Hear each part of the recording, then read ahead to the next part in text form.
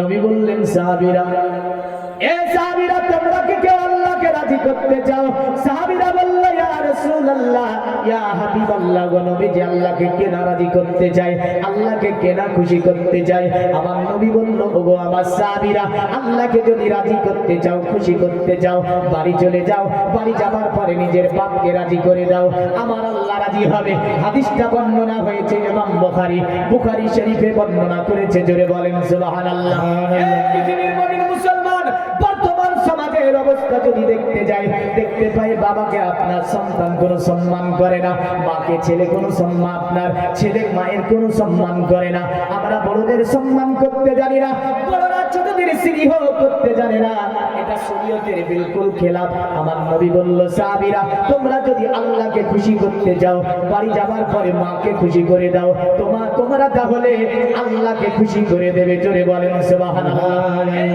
পৃথিবীর জমিনে আল্লাহর নবী দেখলেন মক্কাতুল মুকাররমার সরজমিনে এমন একটা যুগ ছিল, যে যুগে আপনার যদি কোনো পরিবারে সর্বপ্রথম কন্যা জন্ম নিয়েছে, আল্লাহর নবী দেখলেন তারা যেন মরুর প্রান্তরকে খুঁড়ে ওই ছোট ছোট কন্যাগুলোকে জিন্দা দাফন করে দিয়েছিল। শুধু তাই নয়, নারী, পৃথিবীর নারী, তোমাদের কোনো স্বাধীনতা সমাজে ছিল না, তোমাদেরকে পশুর মতো ব্যবহার করা হতো, তোমাদেরকে দাসী রূপে ব্যবহার করা হতো, তোমাদেরকে দাসী রূপে মানুষ ব্যবহার করে যেমন ইচ্ছা তেমন ভাবে চুরিয়ে ফেলে দিত। কিন্তু আল্লাহর নবী দুনিয়াতে আসলেন, আসার পরে বলল, এই প্রথার আমি অবসান ঘটাবো। দুনিয়ার জমিনে আমি রাসূলুল্লাহ নারীদের স্বাধীনতা ফিরে আনবো। দুনিয়ার জমিনে মানবকে মানব হিসাবে আমি রাসূল প্রতিষ্ঠিত করব, দুনিয়াকে বাসযোগ্য করে তুলব। কারণ দুনিয়াটা আপনার বাসযোগ্য হয়েছিল না, এখানে নারীদের বেঁচে থাকার অধিকার ছিল না। ছোট ছোট বাচ্চা যাদের মা বাবা মারা গিয়েছিল, তাদের বেঁচে থাকার অধিকার নাই। মক্কা এমন একটা জায়গা হয়েছিল যেখানে গরিব দুঃখীদের বেঁচে থাকার কোনো অধিকার নাই, যেখানে আপনার গরিব দুঃখীর মালকে লুণ্ঠন করে তারা খেয়ে ফেলতো। এমন করে আপনার ইয়াতীম বালকদের সমাজে কোনো স্থান দেওয়া হয়েছিল না। আল্লাহর নবী বললেন, এ দুনিয়ার মানব, আমি রাসূলুল্লাহ কথা গোলানের, আমি রাসূল সাল্লাল্লাহু আলাইহি সাল্লাম এর অবসান না ঘটানো পর্যন্ত দুনিয়ার জমিন থেকে আমি নবী যাব না। আল্লাহুম্মা সাল্লি আলা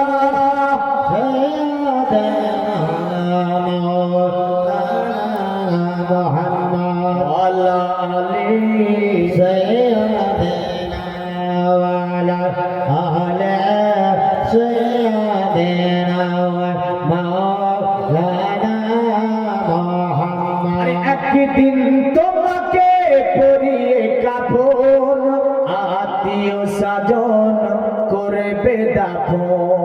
করবে না? করবে না? আমি যখনই দুরূদ পড়ি, দু এক কলি লাভ করি, এটা আমার অভ্যাস, বুঝলেন? আরে একদিন তোমাকে পরিয়ে কাফন, আত্মীয় স্বজন করবে দাফন, হঠাৎ চলে যাবে আদরের ধান, প্রিয় মা বাবার ভাসিয়ে নয়ন, তৈরি থেকো, তৈরি রেখো, খবরে মান সামান, একদিন তোমার নাম মসজিদে হবে এলান, একদিন তোমার নাম মসজিদে হবে এলান, নামে সমজারি করিবে এত, বন্ধ হয়ে যাবে জীবন নাটক, বাহাদুরি থাকবে না দেহে জৈবন, ফুরিয়ে বসন্ত আসিবে শ্রাবণ, তৈরি থেকো, তৈরি রেখো, কোরআনে আমাল ঈমান, একদিন তোমার নাম মসজিদে হবে এলান, একদিন তোমার নাম মসজিদে হবে এলান। আল্লাহুম্মা সাল্লি আলা সাইয়্যিদিনা মাওলানা ওয়া আলা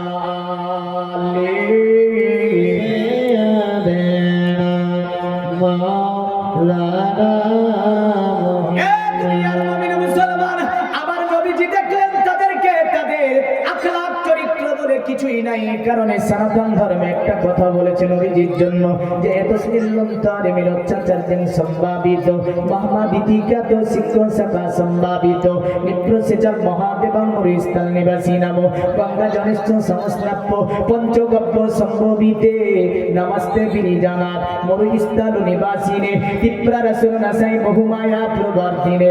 অতএব ওই মরুর প্রান্তরে এমন একটা অবস্থার সমাতে মুহাম্মদ নামে যিনি দুনিয়াতে এসেছিলেন, তিনি আসার পরে চরিত্র শিখিয়েছে মানুষকে, দুনিয়াকে বাচ্চক্য করে তুলেছে, মানবকে মানব হিসাবে প্রতিষ্ঠিত করেছে যিনি, এমন করে দুনিয়ার জমিন থেকে অশ্লীলতাগুলোকে যিনি মিটিয়ে দিয়েছে, দুনিয়ার জমিন থেকে অতএব কুসংস্কারের যিনি অবসান ঘটিয়েছে, তিনি হচ্ছে আব্দুল্লাহ ছেলে, নাম হচ্ছে তার মুহাম্মদ। জোরে বলেন সুবহানাল্লাহ।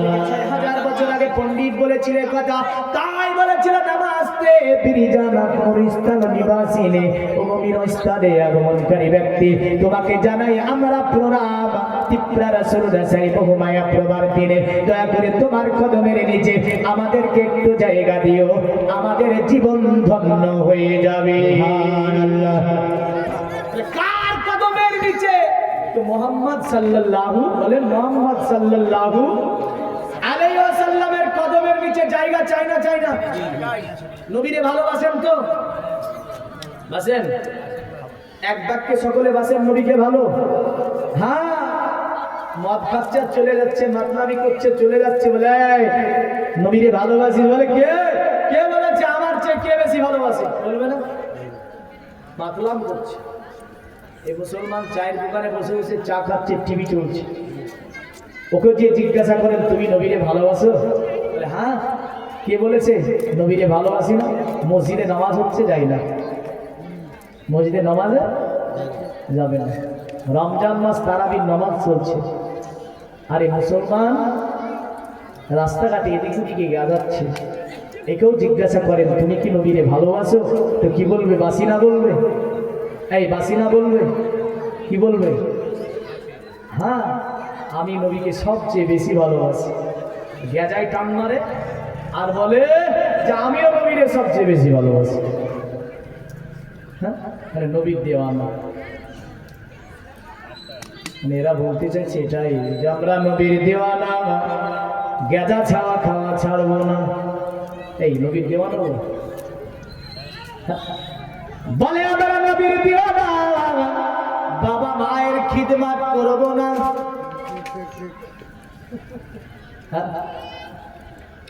দিওয়ানা হবে? হবে না। বলে আমরা নবীর দিওয়ানা, শুধু খাওয়া ছাড়াবো না, এ দেওয়ানা হবে না। বলে আমরা নবীর দিওয়ানা, যৌতুকের টাকা আমরা কখনো ছাড়াবো না। ঠিক, আমরা নবীর দিওয়ানা, রোজা রাখতে পারবো না, হায়রে দেওয়ানা। দেওয়ানা তো তারা যারা বলে আমরা নবীর দিওয়ানা, নামাজ কবু ছাড়বো না, আমরা নবীর দিওয়ানা, রমজানের রোজা বাদ আমরা দেব না, আমরা নবীর দিওয়ানা, সুদের ধারে যাব না, আমরা নবীর দিওয়ানা, যৌতুকের টাকা নেব না। ইনশাআল্লাহ বলো, দেখেছেন যুবক গেলা চুপ আছে, ওকে এগিয়ে নিয়ে বসে আছে। হ্যাঁ, এনে বসেছে না। আর বুড়োগুলো বলছি ইনশাআল্লাহ নেব না। তো কি করবে যৌতুকের টাকা? হ্যাঁ, তো নিয়ে নিয়েছে, বুড়োরা তো নিয়ে নিয়েছে, যুবকরা চেপে বসে আছে। তাহলে মলমি বলছে কি আর 5 লাখ পাবো, এদিকে যৌতুক আছে গো, হাই ছি ছি ছি, এদিকেও আছে। হ্যাঁ, এর চেয়ে লজ্জাজনক কাজ আর কিছু আছে? খবরদার, সংস্কার করুন। সংস্কার না করতে পারলে কখনোই আমাদের এগুলো করে কোনো কাজ হবে হবে না। নবীর দেওয়ানাকে, দেওয়ানা তো তারা যারা দুনিয়াতে বলে আমরা নবীর দেওয়ানা, হারামের ধারে যাব না। জোরে বলেন সুবহানাল্লাহ। নবীর দেওয়ানা, পিতামাতার খিদমত বাদ দেব না। সব সুবহানাল্লাহ। কয়জন করেন পিতামাতার খেদমত? আর যদি দেখা যায় রাসূলের দুটি হাদিস প্রথম শুনিয়ে দিই, বেদ পুরাণে তো অনেকগুলো জিনিস বললাম, আবার বেদ পুরাণে আসবো, জানলে বাস্তা মহাভারতে ইনশাআল্লাহ আবার আসার চেষ্টা করব। তবে নবীর দুটি হাদিস শুনিয়ে যাই। আল্লাহর নবী বসে আছেন, আল্লাহর নবী বসে আছেন, আমার নবীজি সম্মুখে বুঝলেন সাহাবারা বসে আছে। নবীজি হঠাৎ করে বলছেন, রাগিমা আনফুগো, রাগিমা আনফুগো, রাগিমা আনফুগো। আমার নবী বললেন, এ সাহাবীরা, তাদের নাকগুলো ধুলায় ধূসরিত হয়ে যাক, তাদের নাকগুলো ধুলায় ধূসরিত হয়ে যাক। সাহাবীরা বলছে, কিলা মানে ইয়া রাসূলুল্লাহ, ও আল্লাহর নবী, আপনি কারে এমন কথা বলেন যে তাদের নাকগুলি ধুলায় ধূসরিত হয়ে যাক, তাদের নাকগুলি ধুলায় ধূসরিত হয়ে যাক? আল্লাহর নবী বলছে, ক্বালা মান আদরাকা ওয়ালিদাইহি ইন্নাল কিবারু আহাদুহুমা আও কিলাহুমা সুম্মা লাম ইয়াদখুলিল জান্নাহ। পৃথিবীর জমিনে যারা বুড়া বাপ মা পেল অথচ আল্লাহর জান্নাত পেল না, ওদের পৃথিবীর জমিনে বেঁচে থেকে কোনো লাভ নাই, ওরা ধ্বংস হয়ে যায়। তো বুড়া বাপ মা অনেকে পেয়েছে, সম্মান করেছে, সম্মান করেন। একাধিক মানুষ যারা বেদ পড়েন, বেদ বলেন বলে, একাধিক তারা নামাজ পড়ে না। হ্যাঁ, ওরা হচ্ছে বাজার ঘোরা মানুষ, শুধু বেদ শুনবে কি করে জানেন তো, পড়ার স্টাইল আলাদা লাগবে ওদেরকে।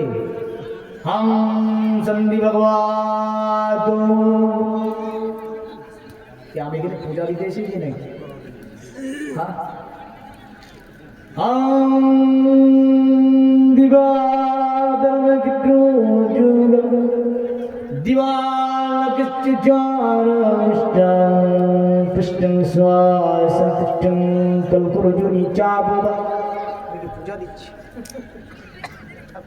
হ্যাঁ, নাকি জলসা এসেছে? খুব সাবধান, ভয় লাগে।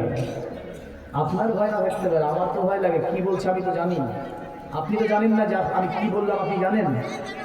আপনি জানেন না যে আমি ভাষাগুলো কি বললাম, এর মানে কি হতে পারে আমি জানি না। আপনাকে শুনতে ভালো লাগলো, হং বলছে, এগুলো বলছে, এ কিনা লাগছে। আচ্ছা আপনি বলেন তো, তার চেয়ে কি ভালো নয়? লাকাদ জাআকুম রাসূলুম মিন আনফুসিকুম আজিজ। সুবহানাল্লাহ, এর চেয়ে কি মহান জিনিস আর আছে? কি সুন্দর দেখেন মেল। আজিয়ে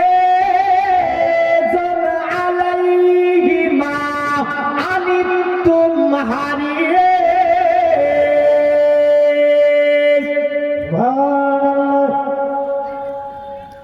হারিয়ে আলাইকুম বিল মুমিনিনা রাউফুর রহিম।